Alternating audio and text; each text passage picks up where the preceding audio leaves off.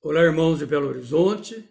Mais uma vez estou entrando no seu lar, pedindo licença para continuarmos esse retiro desse dia, desse domingo 17 de maio. Quero dizer para você que está me vendo nesse momento e que não pôde participar da primeira palestra, que nela, na primeira palestra, nós meditamos, refletimos a respeito daquilo que essa pandemia, daquilo que esse momento de tensão está causando em nosso coração, provocando uma grande ansiedade, chegando até as raias da depressão. Mas Deus quer nos curar, Deus pode nos curar e Deus quer devolver a paz a todos nós. Nessa segunda palestra, nós vamos meditar. Deus quer equilibrar a nossa vida e Ele quer nos dar a santidade. Eu convido você agora, nesta oração inicial, a abrir a sua Bíblia no Salmo 33, da Bíblia da Ave Maria, tradução da Ave Maria, ou do Salmo 34, como é da minha Bíblia, a tradução CNBB. E esse salmo, a partir de toda essa canção que refrigerou o nosso coração, nos dá, portanto, condições para iniciarmos orando e meditando a santa palavra de Deus. Bendirei o Senhor em todo o tempo. Seu louvor estará sempre na minha boca. Eu me glorio no Senhor. Ouçam os humildes e se alegrem. Celebrai comigo o Senhor. Exaltemos juntos o seu nome. Busquei o Senhor, e ele respondeu-me, e de todo o temor me livrou. Olhai para ele, e ficareis radiantes. Vossas faces não ficarão envergonhadas. Este pobre pediu socorro e o Senhor o ouviu. Livrou de suas angústias todas. O anjo do Senhor se acampa em volta dos que o temem e o salva. Provai e vede como é bom o Senhor. Feliz o homem que nele se abriga. Em continuidade ao Salmo, já no versículo 19, nós rezamos assim: o Senhor está perto de quem tem o coração ferido, salva os ânimos abatidos. Muitos são as desventuras do justo, mas de todas o Senhor os livra. O Senhor preserva todos os seus ossos, e nenhum só se quebrará. Nesse momento, Senhor, nós apresentamos, conforme o salmista nos ensina a rezar, toda a nossa angústia, todas as nossas preocupações. Nós estamos buscando o Senhor, louvando, bendizendo, conforme o próprio São Paulo nos ensina lá em Filipenses, com pedidos, com ação de graças, com louvores, e agora nós estamos te louvando e te pedindo. Cura o nosso coração, Senhor. Queremos provar o quanto o Senhor é bom e o Senhor não nos deixa na mão. Obrigado, Senhor, porque está perto de quem tem o coração ferido. O Senhor salva os ânimos abatidos. Obrigado, Senhor, porque ao apresentarmos o nosso coração, ao apresentarmos a nossa vida ao Senhor, sabemos que o Senhor, neste momento, está cuidando de nós. Amém.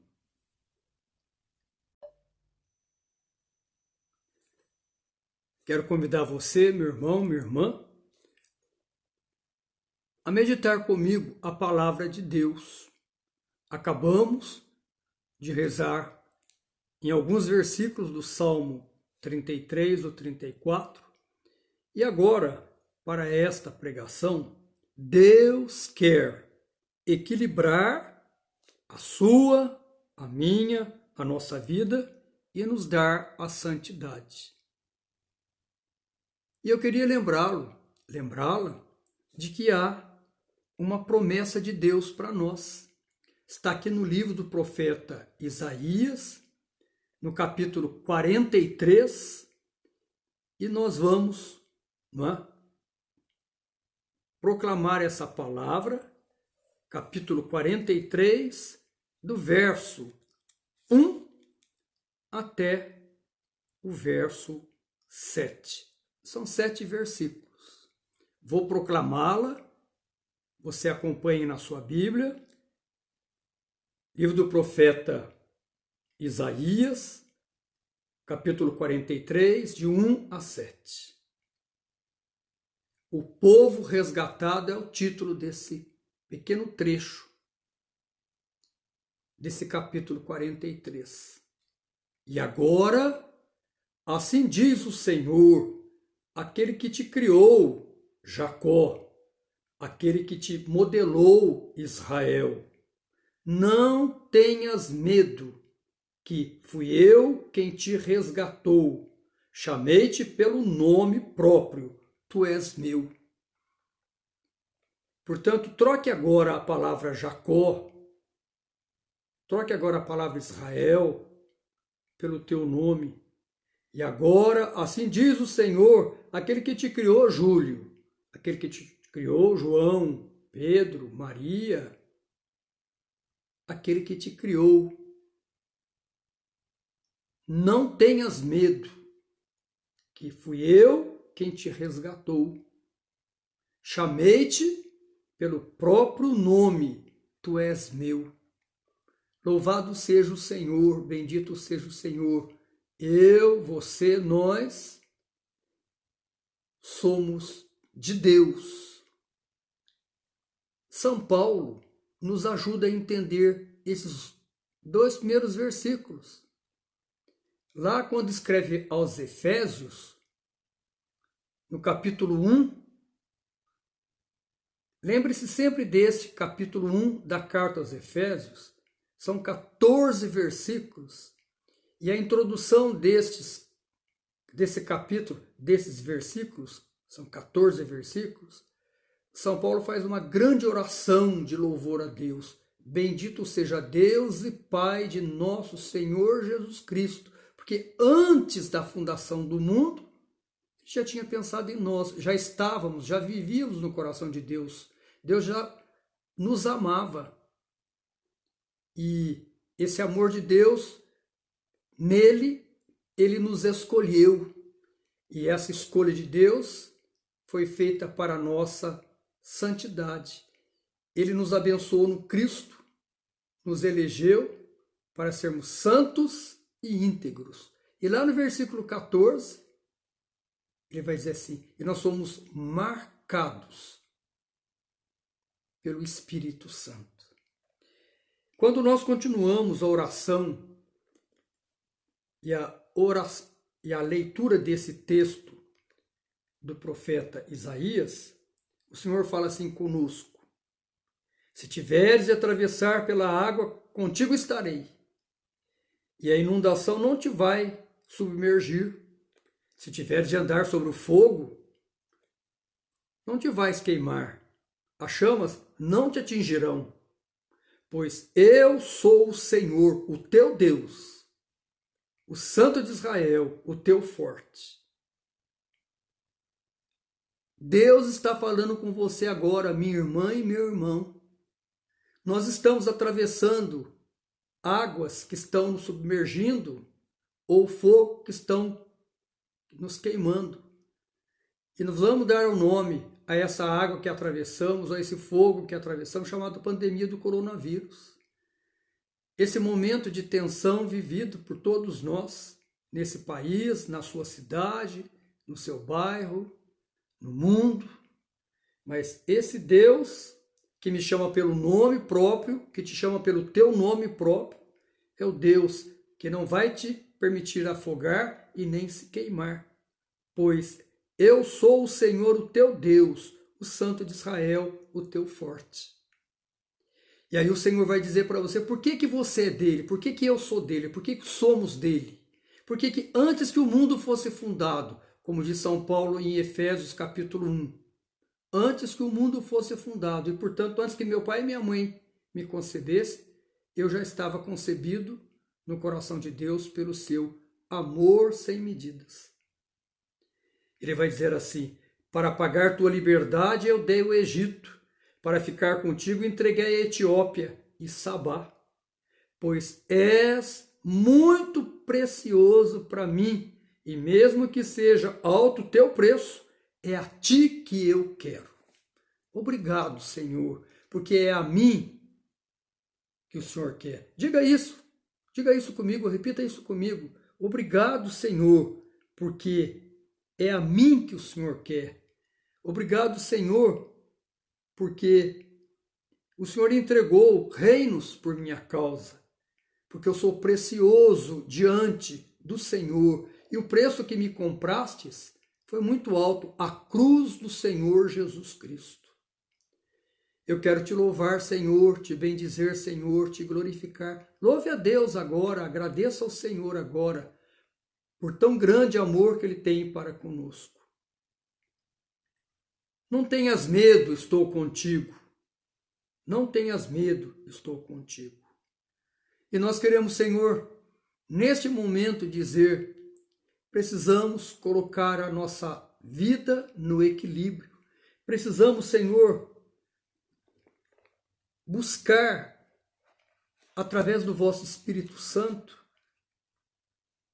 todo discernimento, todo equilíbrio, toda temperança, que é fruto do teu Espírito, para que possamos, nesse momento que nos traz tantos dissabores, que nos traz medo, que nos traz pavor, nós estamos ansiosos, como meditamos agora mesmo na palestra primeira, como agora estamos colocando para o Senhor, da necessidade que temos de nos equilibrarmos. O Senhor nos fez para a felicidade. E eu quero te louvar, te bendizer, Senhor, por aquilo que o seu profeta Jeremias escreveu para nós, lá no capítulo 29, os versículos de 11 a 14. Eu te conheço. Como o Senhor troca reinos por mim, como o Senhor declara o seu amor por mim, tu és precioso. Eu te chamo pelo nome próprio. Esse Deus também, pela boca de outro profeta, o Jeremias, capítulo 29, versículo de 11 a 14, ele vai dizer: eu sei muito bem o que eu penso para você, o projeto que eu tenho para você. Eu tenho um projeto de felicidade. Eu tenho um projeto de alegria, não de calamidade, não de morte, não de tristeza. E nesse mesmo capítulo 29, na continuidade desses versículos, o Senhor nos dá uma receita. Me procure na oração, clame, que eu vou, na verdade, ouvi-lo. Portanto, meu irmão, Deus quer nos equilibrar de novo. Deus quer trazer vida para nós. E ao trazer vida, Deus quer a nossa santidade. Ser santo, antes de tudo, significa ser pleno de salvação, ser salvo. A nossa santidade, a nossa santificação, significa isso, viver conforme o projeto de Deus. E esse projeto que Deus tem para mim, tem para você, que tem para nós, é um projeto de felicidade. Uma felicidade que já podemos tocá-la aqui, nesse mundo, mas vamos plenamente vivê-la de forma intensa e absoluta quando estivermos face a face diante de Deus na sua glória. Portanto, eu quero, neste momento, buscar também na palavra de São Pedro, o início dessa nossa pregação, dessa nossa reflexão, uma exortação que faz o primeiro Papa, aquele em cujo cajado o bom pastor passou para ele. O cajado de Jesus foi passado a Pedro para apacentar o povo dele. E São Pedro, no capítulo 3 da segunda carta que ele escreveu 2 cartas, a primeira e a segunda, na segunda carta de São Pedro, capítulo 3, no versículo 17, ele vai dizer assim: vós, pois, caríssimos, advertidos de antemão, tomai cuidado, para que não caiais na vossa firmeza, levados pelo erro dos ímpios. Isso é de uma tradução da Bíblia que eu peguei. E agora a tradução da CNBB. Portanto, caríssimos, vós sabeis disso com antecedência, precavei-vos. É para precaver, para não suceder que, levados pelo engodo, pelo engano desses ímpios, percais. Nós vamos perder, não é? A própria firmeza, perder essa comunhão com Deus, conforme a música nos disse, como é bom estar na presença de Deus. E ele continua, eu vou continuar o versículo 18. Antes, procurai crescer na graça, no conhecimento de nosso Senhor e Salvador Jesus Cristo. E a Ele seja dada glória desde agora até o dia da eternidade. Amém. Portanto, eu queria fazer algumas considerações quanto a esse texto. Deus quer dar equilíbrio. Deus, ao me dar equilíbrio, Ele quer dar vida a mim, restituir minha vida, o gozo da vida. E ao me dar vida nova, Ele me dá a santidade. Uma das virtudes mais importantes no homem de Deus é o equilíbrio. Em todas as situações do dia a dia, do nosso cotidiano, em todos os setores da nossa vida, Deus quer. O homem de Deus, a mulher de Deus, Deus quer que nós vivamos com Ele para termos o equilíbrio. E viver em Deus significa viver no Espírito Santo. Quando Jesus, lá no capítulo 3 do Evangelho de João, ele conversa com o velho Nicodemos e que ele faz aquela provocação linda, maravilhosa para Nicodemos: necessário vos é nascer de novo, nascer da água e do Espírito. Nicodemos, velho, como eu vou voltar para minha mãe, para o ventre da minha mãe? E Jesus: não, é nascer da água e do Espírito. E, portanto, ser um homem equilibrado, uma mulher equilibrada, significa permitir estar nas mãos do Espírito Santo, que vai nos conduzir, nos guiar e nos orientar. E, portanto, meu irmão, minha irmã, o homem de Deus, ele tem que ser equilibrado dentro do seu lar, com a sua família, no relacionamento com sua esposa, com seus filhos, o namorado, o noivo, o empregado, o patrão. Nós precisamos viver esse equilíbrio em todas as situações da nossa vida. Nesse momento em que estão sendo assolados por esta pandemia. Nos momentos da doença, da dor, do desemprego, nesse momento precisamos estar em comunhão com Deus, permitir que Deus nos conduza, que Deus realmente possa agir na nossa vida. Nós não devemos esquecer a palavra do profeta Isaías. Eu sou precioso para Deus. Mesmo que atravesse águas profundas, eu não vou afogar. Mesmo que atravesse o fogo, eu não vou me queimar. Eu sou precioso para Deus. Deus troca reinos por mim. Deus tem para mim algo precioso. Eu tenho que entregar meu medo para o Senhor. Eu quero ser um homem equilibrado. Peça isso para o Senhor nesse momento. Senhor, eu preciso do equilíbrio. Eu preciso, Senhor, viver em comunhão convosco. E, portanto, em todos os setores da nossa vida, precisamos viver o equilíbrio. E viveremos se estivermos em comunhão com Deus no seu Santo Espírito. Necessário vos é nascer de novo. E aí Jesus vai dizer para Nicodemos: você vê o vento, você não sabe de onde ele vem e para onde ele vai. Assim acontece com aqueles que nasceram do Espírito, que deixam o Espírito Santo conduzir a própria vida.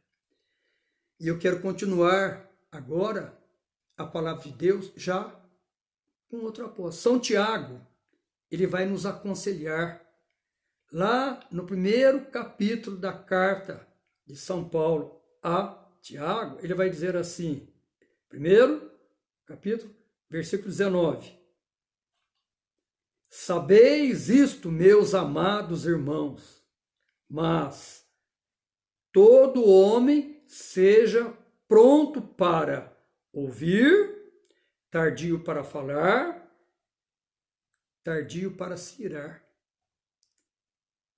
Eu vou lembrar da minha avó mais uma vez. Agora há pouco eu lembrei na outra palestra. E ela dizia assim: quem fala pouco, acerta muito. Quem fala muito, acerta muito pouco. Ou erra muito. São Tiago nos ensina a sermos homens equilibrados. Homens que falam pouco, ser tardio para falar, estar pronto para ouvir.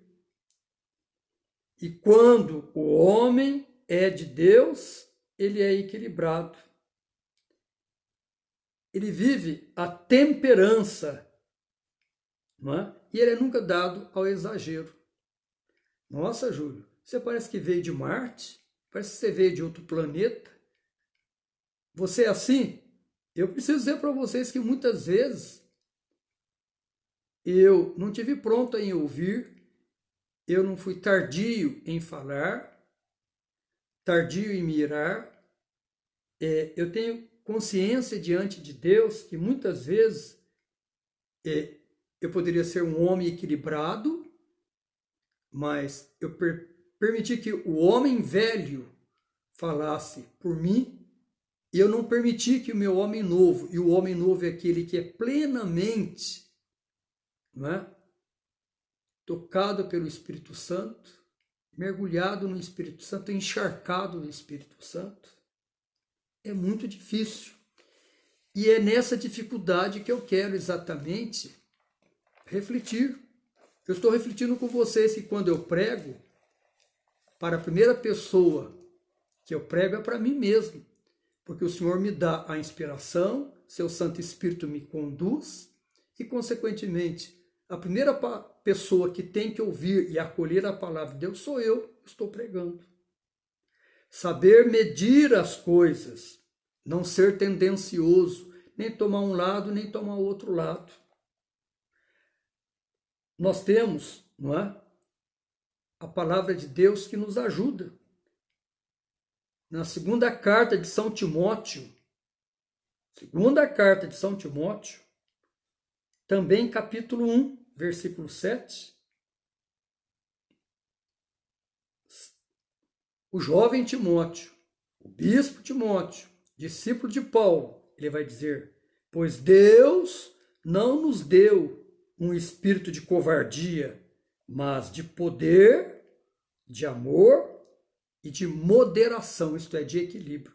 Eu vou repetir. Pois Deus não nos deu um espírito de covardia, mas de poder, de amor e de moderação, isto é, de equilíbrio. Eu sou batizado, você é batizado, você é batizada, você é jovem que me ouve, que me vê, você que é uma pessoa já idosa, você que é criança, adolescente, que está me ouvindo, me vendo, Deus quer que eu viva em comunhão com Ele. E Ele me deu um espírito, não de abatimento, não de covardia, mas quando eu tenho o Espírito de Deus, Ele vai me fortalecer E ele vai me fortalecer com os seus frutos e com os seus dons. Deus nos deu a sua palavra de sabedoria e de inteligência. E em tudo o que vamos fazer, não é? O que faremos quando temos Deus vai ser bom e necessário.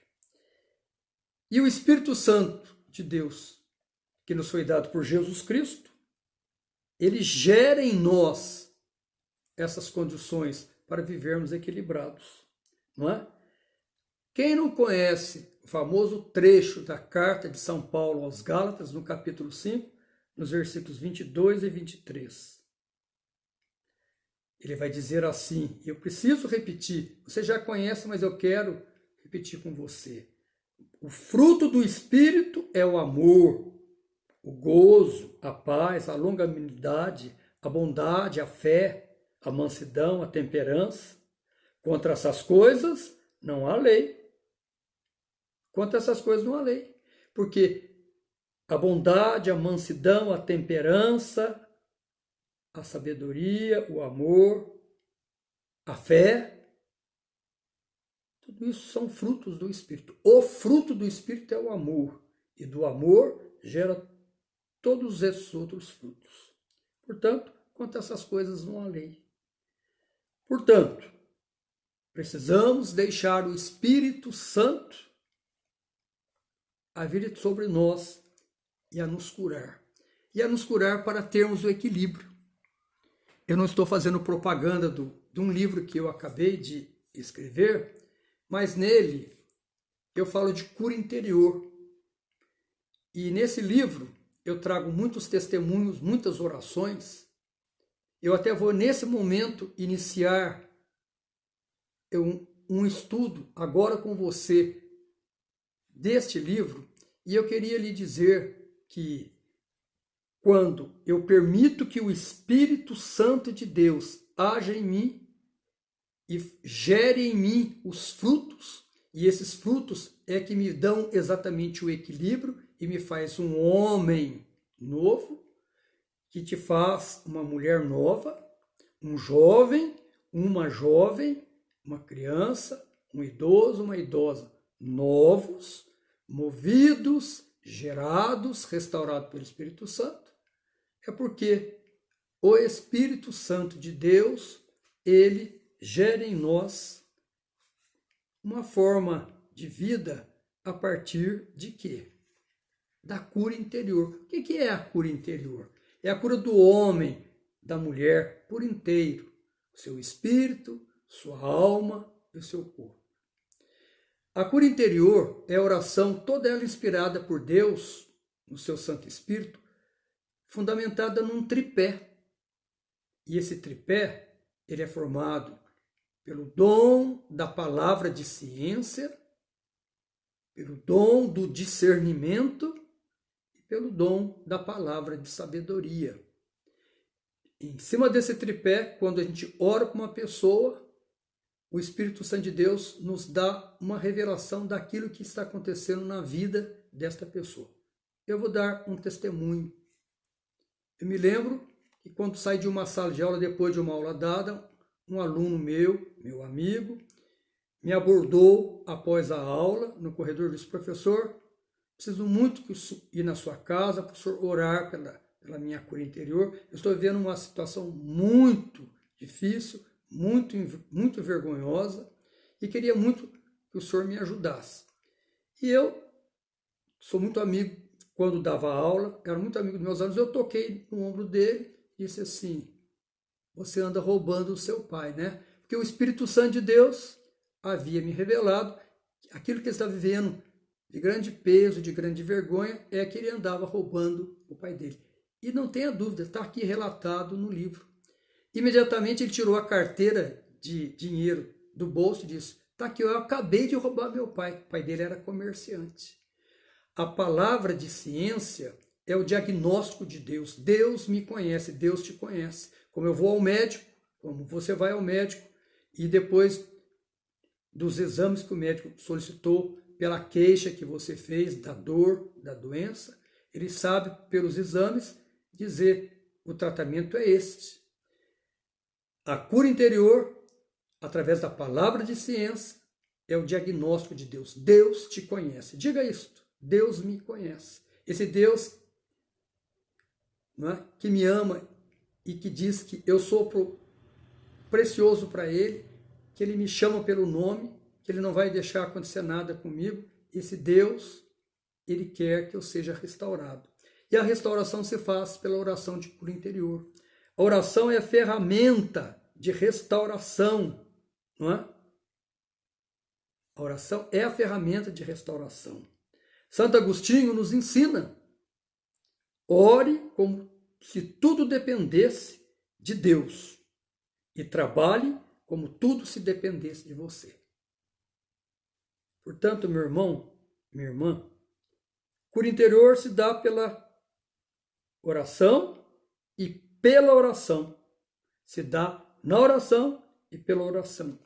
E para ser um homem equilibrado e para atingir a santidade, eu só vou citar, não é?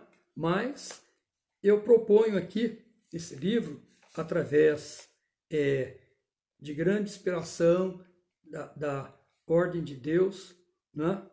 Eu queria muito dizer para vocês que a cura interior é um processo que ocorre passo a passo, diferentemente do milagre. Nossa Senhora percebeu que os noivos estavam desesperados porque tinha acabado o vinho. E Nossa Senhora chegou para o filho, como ela sempre faz, e nós devemos, através de Nossa Senhora, dizer: mãe, por favor, peça para o filho. Né? Peça ao filho, peça à mãe, que o filho atende. Não é assim que nós falamos? Essa mãe tão querida, tão amada por vocês, tão amada por mim, não é? Vamos sempre confiar nela também. A cura interior é um processo que ocorre passo a passo. Portanto, não depende de Deus, depende de mim, depende de eu dizer para o Senhor: eu quero ser curado. Senhor, eu quero ser liberto. Senhor, eu quero ter de volta o equilíbrio. E aí, então, a partir da cura interior, não é? Eu vou ser restaurado, eu vou ser equilibrado. Não é? O livro do profeta Isaías, no capítulo 41, no verso 13, o Senhor vai dizer assim para mim e para você: eu, o Senhor, teu Deus, te seguro pela mão e te digo: nada temas, eu venho em teu auxílio. Nada temas nesse momento. Faça a sua parte, eu já disse na primeira palestra. Se cuide. Pratique todas as exigências que, não é, a vigilância sanitária, a medicina está pedindo para nós. Mas não temas, Deus segura na nossa mão. E para eu ser um homem equilibrado, você ser uma mulher equilibrada, um jovem equilibrado, é preciso que nós busquemos a cura interior, que é a restauração do nosso homem por inteiro, do nosso ser humano por inteiro. Nosso espírito, nossa alma, que excede toda a nossa racionalidade, nossos sentimentos, nossa afetividade, nossa sexualidade, tudo aquilo que somos nós enquanto pessoas, e o nosso corpo. E aí, então, à medida que eu sou curado interiormente, eu estou caminhando para o processo da santidade.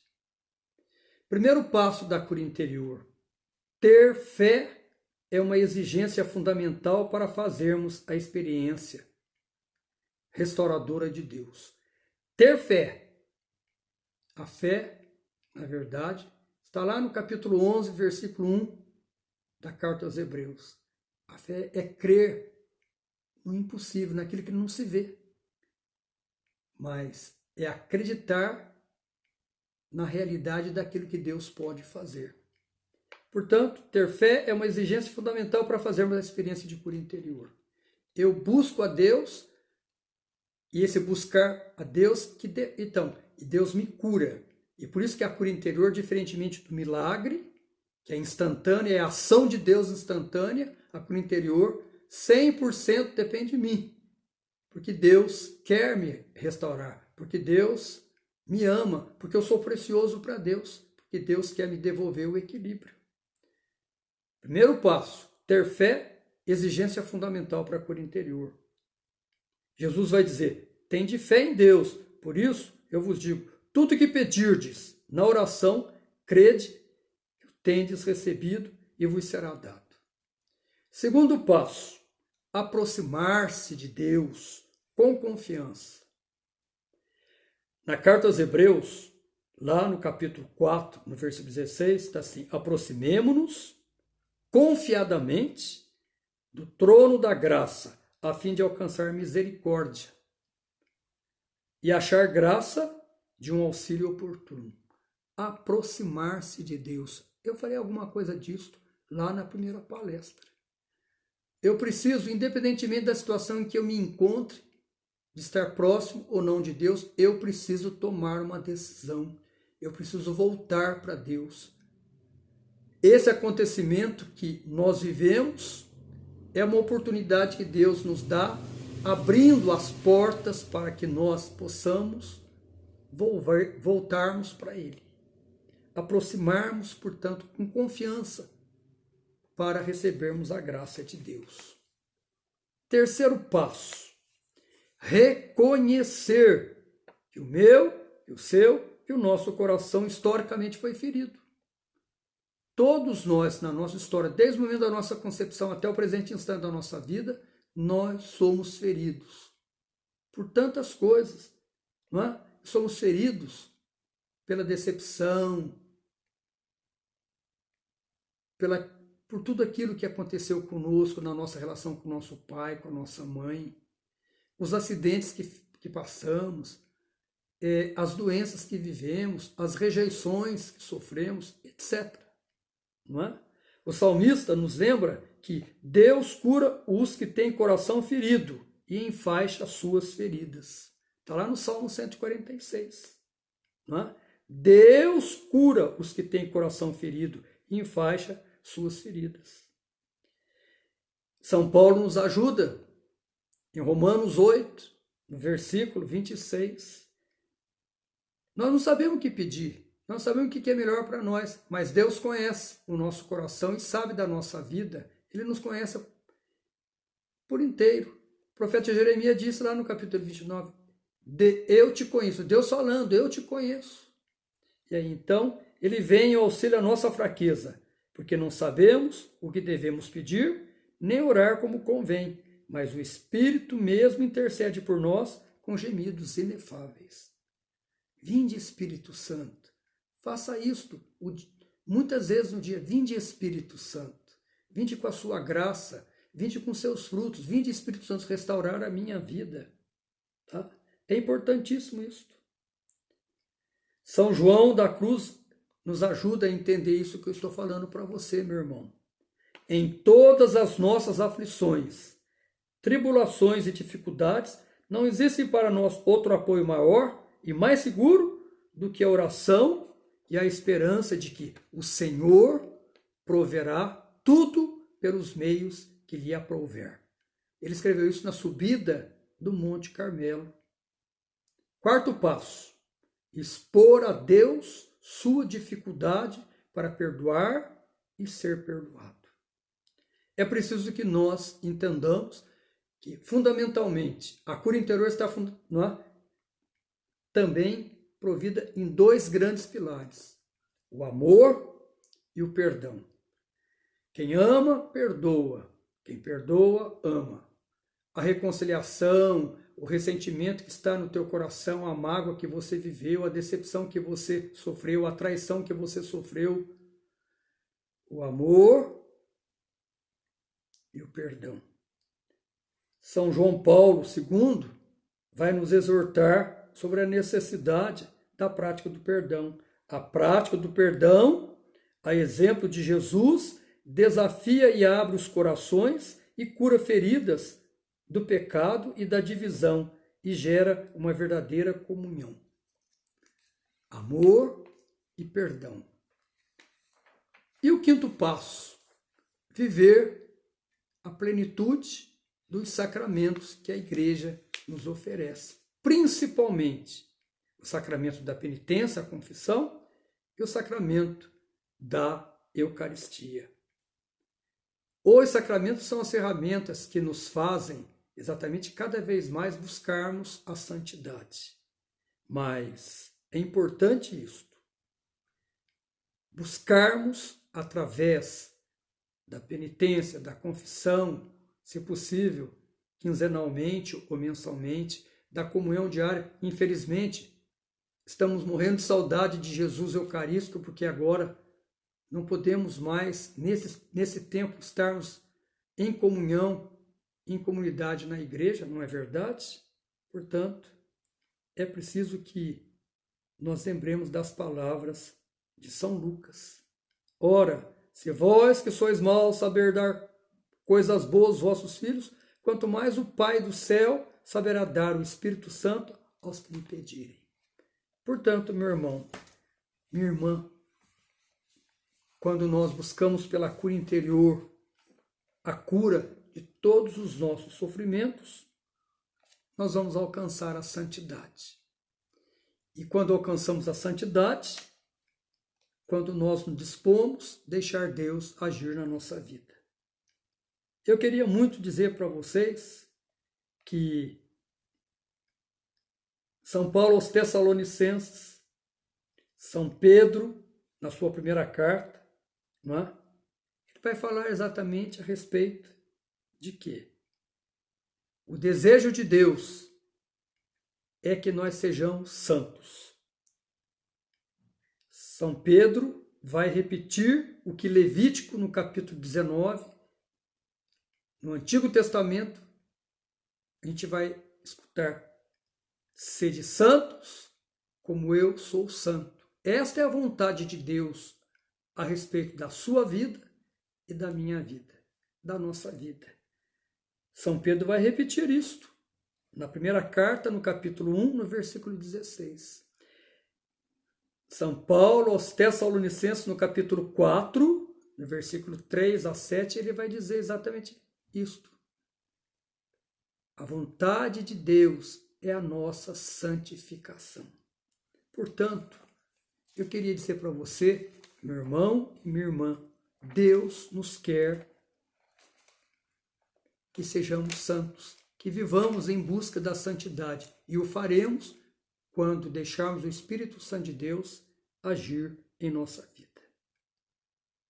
Para Santa Catarina de Sena, o amor a Deus e o desejo de conversão e santidade não ficavam paradas apenas em um olhar para si mesmo, mas tinham um olhar voltado para a humanidade, para o padecimento do homem diante da vida que está em pecado e no engano.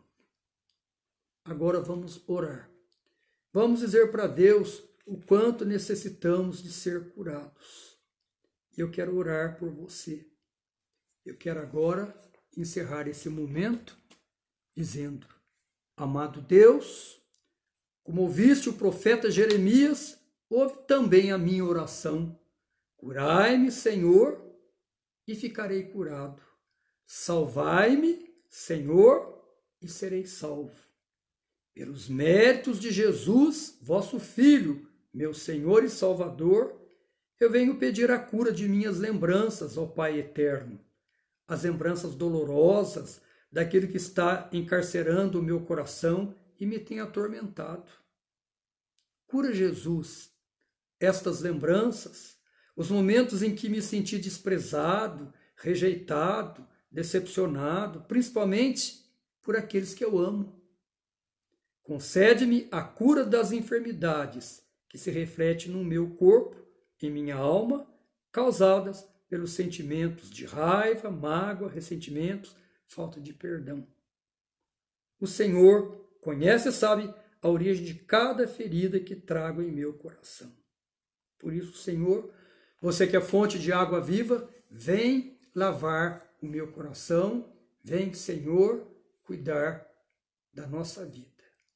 E que Deus, pela intercessão da Virgem Maria, nossa querida mãe, possa nos abençoar. Que você, meu irmão, minha irmã, através desta reflexão, você possa readquirir, pelas mãos de Deus, o seu equilíbrio, buscar a sua cura e caminhar em direção à santidade. Que Deus nos abençoe, que Deus nos proteja, que o Senhor cuide de nós. Em nome do Pai, do Filho e do Espírito Santo. Amém.